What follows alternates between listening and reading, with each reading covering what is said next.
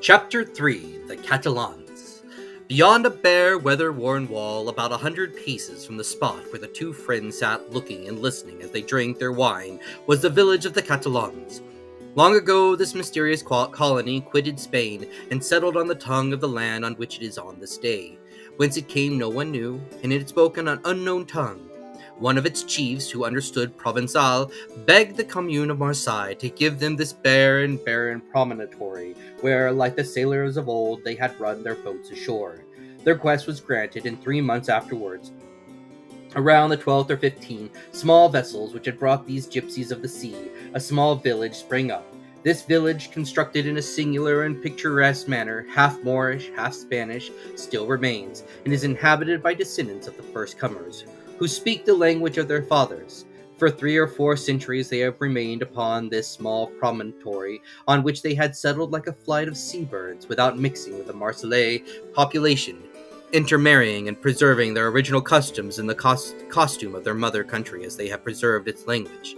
Our readers will follow us along the only street of this little village, and enter with us one of the houses, which is sunburned to the beautiful dead leaf color peculiar to the buildings of the country, and within coated with whitewash like a Spanish pasoda. A young and beautiful girl, with hair as black as jet, her eyes as velvety as the gazelle's, was leaning with her back against the wainscot, rubbing in her slender, delicately molded fingers a bunch of heath blossoms, the flowers of which she was picking off the strewing of the floor. Her arms, bare to the elbow, brown and modelled after those of the Arlesian Venus, moved with a kind of restless impatience, and she tapped the earth with her arched and supple foot, so as to display the pure and full shape of her well-turned leg.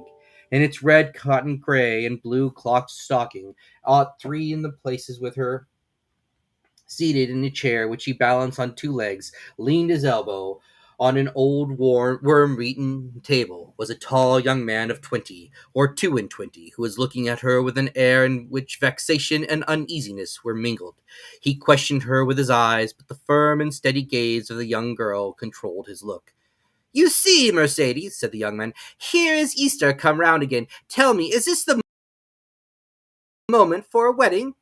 "I have answered times, Fernand, and really you must be very stupid to ask me again." "Well, repeat it, I beg of you, that I may at last believe it. Tell me for the 100th time that you refuse my love, which had your mother's sanction. Make me understand once for all that you are trifling with my happiness, that my life or death are nothing to you. Ah, to have dreamed for 10 years of being your husband, Mercedes, and to lose that hope, which was the only stay of my existence."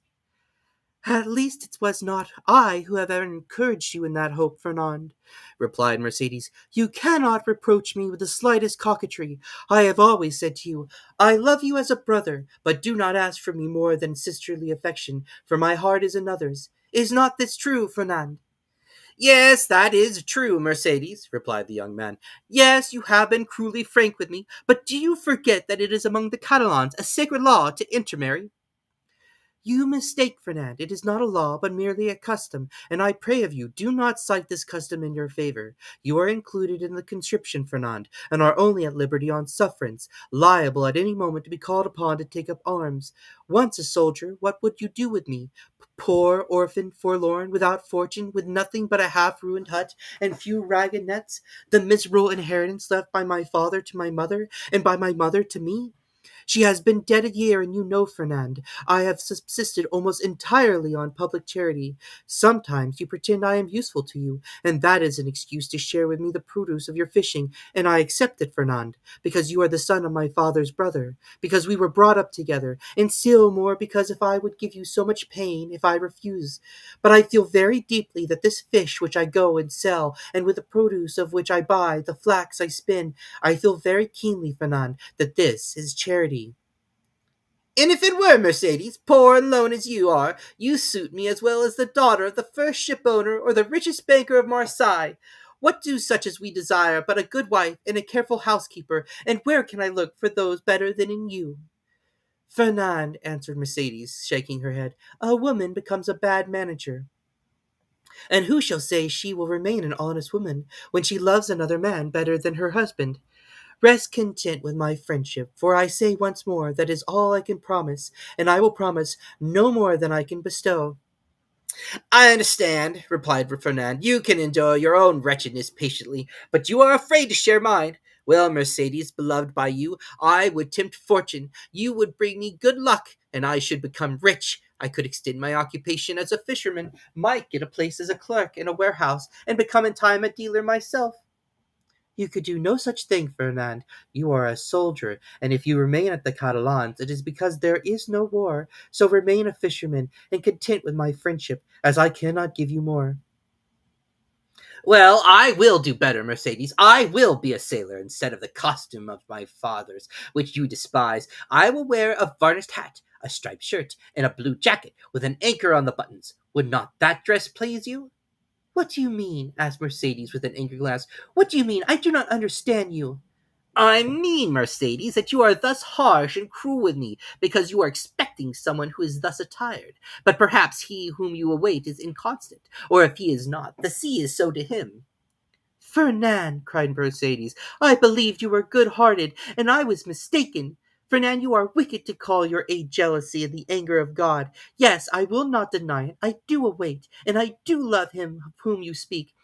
And if he does not return, instead of accusing him of this inconstancy which you insinuate, I will tell you that he died loving me, and me only. The young girl made a gesture of rage. I understand you, Fernand. You would be revenged on him because I do not love you. You would cross your Catalan knife with his dirk. What end would you that answer? To lose you my friendship if he were conquered, and see that friendship changed to hate if you were victor? Believe me, to seek a quarrel with a man is a bad method of pleasing the woman who loves that man. No, Fernand, you will not thus give way to evil thoughts. Unable to have me for your wife, you will content yourself with having me for your friend and sister. And besides, she added, her eyes troubled and moistened with tears, wait, Fernand. You said just now that the sea was treacherous, and he has been gone 4 months, and during these 4 months there have been some terrible storms. Fernand made no reply, nor did he attempt to check the tears which flowed down the cheeks of Mercedes, although for each of these tears he would have shed his heart's blood, but these tears flowed for another. He arose, paced a while up and down the hut, and then, suddenly stopping before Mercedes, with his eyes closed and his hands clenched, Say, Mercedes, he said, once for all this your final determination? I love Edmond Dantès, the young girl calmly replied, and none but Edmond shall ever be my husband. And you will always love him? As long as I live. Fernand let fall his head like a defeated man, heaved a sigh that was like a groan, and then suddenly looked her full in the teeth, with clenched teeth and expanded nostrils, said, But if he is dead? If he is dead, I shall die too. If he has forgotten you? Mercedes! Called a joyous voice from without. Mercedes! Ah! Exclaimed the young girl, blushing with delight and fairly leaping in excess of love. You see, he has not forgotten me, for here he is! And rushing towards the door, she opened it, saying, Here, Edmund! Here I am! Fernand, pale and trembling, drew back like a traveler at the sight of a serpent, and fell into a chair beside him. Edmund and Mercedes were clasping in each other's arms. The burning Marseille sun, which shot into the room through the open door, covered them with a flood of light.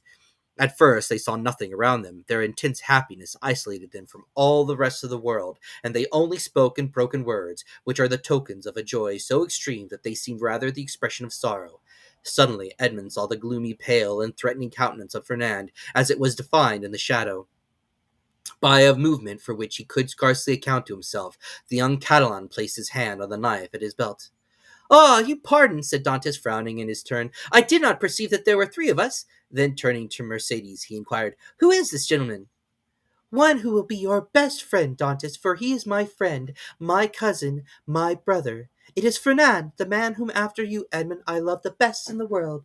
Do not remember him. Do you not remember him? Yes, said Dantès with an out, relinquishing Mercedes' hand clasped in one of his own. He extended the other to the Catalan with a cordial air, but Fernand, instead of responding to the amiable gesture, remained mute and trembling. Edmund then cast his eyes scrutinizingly at the agitated and embarrassed Mercedes, and then again at the gloomy and menacing Fernand. This look told him all, and his anger waxed hot. I did not know when I came with such haste to you that I was to meet an enemy here. An enemy? Cried Mercedes with an angry look at her cousin. An enemy in my house, do you say, Edmond? If I believed that, I would place my arm under yours and go with you to Marseille, leaving the house to return to it no more. Fernand's eyes darted lightning. And should any misfortune occur to you, dear Edmond, And should any misfortune occur to you, dear Edmund, she continued with the same calmness which proved to Fernand that the young girl had read the very innermost depths of this sinister thought, if misfortune should occur to you, I would ascend the highest point of the Cape de Morgon and cast myself headlong from it. Fernand became deadly.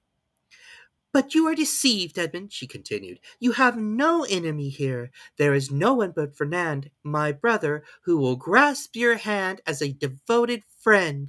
And at these words the young girl fixed her imperious look on the Catalan, who, as if fascinated by it, came slowly towards Edmund and offered him his hand.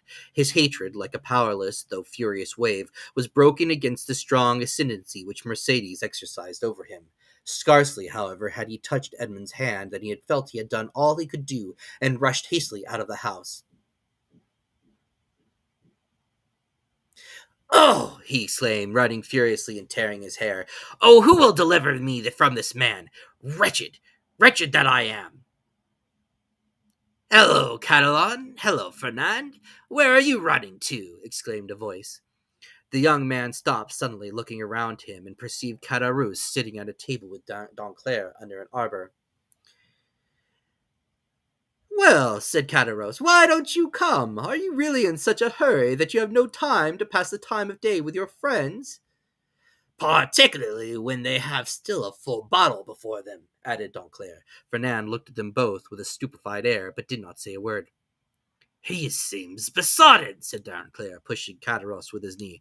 "Are we mistaken? And is Dantès triumphant in spite of all we have believed?"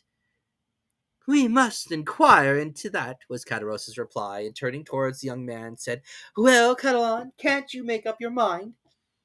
Fernand wiped away the perspiration steaming from his brow and slowly entered the arbor, whose shade seemed to restore somewhat of calmness to his senses, and whose coolness somewhat of refreshment to his exhausted body. "Good day," said he. "You called me, didn't you?" And he fell rather than sat down on one of the seats which surrounded the table. "I called you because you were running like a madman, and I was afraid you would throw yourself into the sea," said Caderousse, laughing. "Why, when a man has friends, they are not only to offer him a glass of wine, but moreover to prevent his swallowing 3 or 4 pints of water unnecessarily." Fernand gave a groan which resembled a sob and dropped his head into his hands, his elbows leaning on the table. "Well, Fernand, I must say," said Caderousse, beginning the conversation with that brutality of the common people in which curiosity destroys all diplomacy, "you look uncommonly like a rejected lover," and he burst into a hoarse laugh. "Ha, blah!" said Danclair. "A lad of his Meg was not born to be unhappy in love. You are laughing at him, Caderousse." "No," he replied, "only hark how he sighs." "Come, come, Fernand," said Caderousse, "hold up your head and answer us. It's not polite not to reply to friends who ask news of your health." "My health is well enough," said Fernand, clenching his hands without raising his head. "Ah, you see, Danclair," said Caderousse, winking at his friend, this is how it is. Fernand, whom you see here, is a good and brave Catalan, one of the best fishermen in Marseille, and he is in love with a very fine girl named Mercedes. But it appears, unfortunately, that the fine girl is in love with the mate of the Pharaon, and as the Pharaon arrived today, why, you understand." "No, I don't understand," said Danclair. "Poor Fernand has been dismissed," continued Caderousse. "Well, and what then?" said Fernand, lifting up his head and looking at Caderousse like a man who looks for someone on whom to vent his anger. "Mercedes is not accountable to any person, is she? Is she not free to love whomever she will?" "Oh, if you take it in that sense," said Caderousse, "it is another thing. But I thought that you were a Catalan, and they told me that Catalans were not men to allow themselves to be supplanted by a rival. It was even told me that Fernand, especially, was terrible in his vengeance." Fernand smiled piteously. "A lover is never terrible," he said. "Poor fellow," remarked Danclair, affecting to pity the young man from the bottom of his heart. "Why, you see, he did not expect to see Dantès return so suddenly. He thought he was dead, perhaps, or perchance faithless. These things always come on us more severely when they come suddenly. Ah, ma foi, under any circumstances, said Caderousse, who drank as he spoke, and on whom the fumes of the wine began to take effect. Under any circumstances, Fernand is not the only person put out by the fortunate arrival of Dantès. Is he, Donclair? No, you are right, and I should say that would bring him ill luck. Well, never mind, answered Caderousse, pouring out a glass of wine for Fernand, and filling his own for the 8th or 9th time, while Donclair had merely sipped his. Never mind. In the meantime, he marries Mercédès, the lovely Mercédès, and at least he returns to do that. During this time, Donclair fixed his piercing glance at the young man, on whose heart Caderosse's words fell like molten lead. And when is the wedding to be? He asked. Oh, it's not yet fixed, murmured Fernand. No, but it will be, said Caderousse, as surely as Dantès will be captain of the Pharaon. Eh, Donclair? Donclair shuddered at this unexpected attack and turned to Caderousse, whose countenance he scrutinized, to try and detect whether the blow was premeditated, but he read nothing but envy in a countenance already rendered brutal and stupid by drunkenness.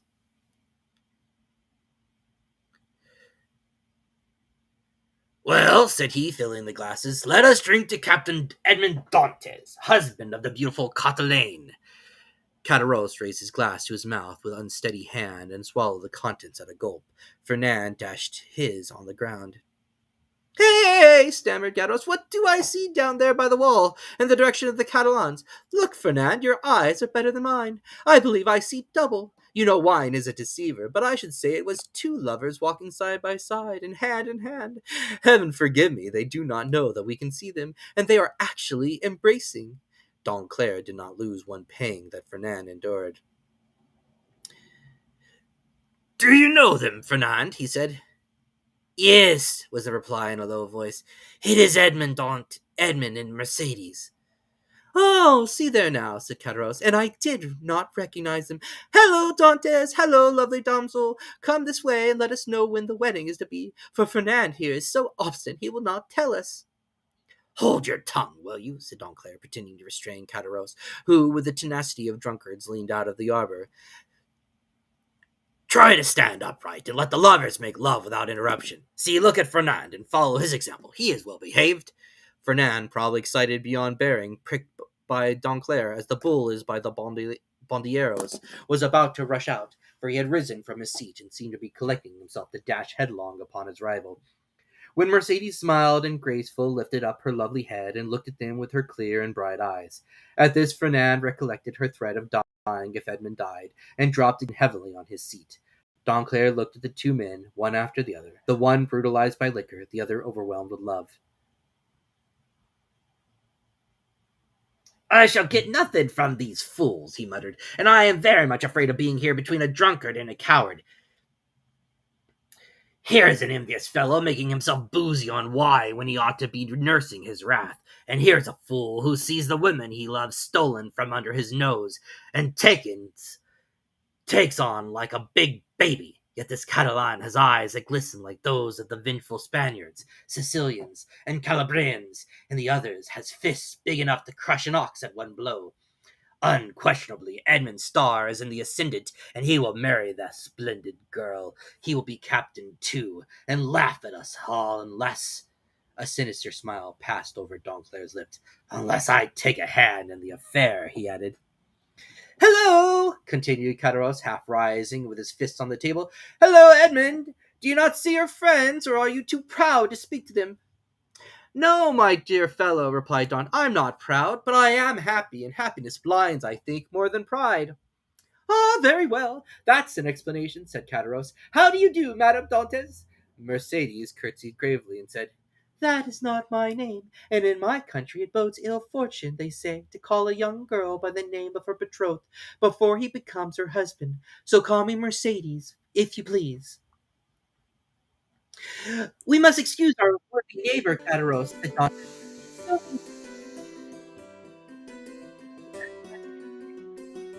Sir Dantès, said Donclair, bowing to the young couple. As soon as possible, Monsieur Danclair. Today, all preliminaries will be arranged at my father's, and tomorrow, or next day at the latest, the wedding festival here at La Réserve. My friends will be there, I hope. That is to say, you are invited, Monsieur Danclair, and you, Caderousse. And Fernand, said Caderousse with a chuckle. Fernand, too, is invited. My wife's brother is my brother, said Edmond, and we, Mercedes and I, should be very sorry if he were absent at such a time. Fernand opened his mouth to reply, but his voice died on his lips, and he could not utter a word. Today's the preliminaries. Tomorrow or next day the ceremony? You are in a hurry, Captain. Danclair, said Edmond, smiling, I will say to you as Mercedes said just now to Caderousse, do not give me a title which does not belong to me. That may bring me bad luck. Your pardon, replied Danclair. I merely said you seemed in a hurry, and we have lots of time. The Pharaon cannot be underway again in less than 3 months. We are always in a hurry to be happy, Monsieur Danclair, for when we have suffered a long time, we have great difficulty in believing in good fortune. But it is not selfishness alone that makes me thus in haste. I must go to Paris.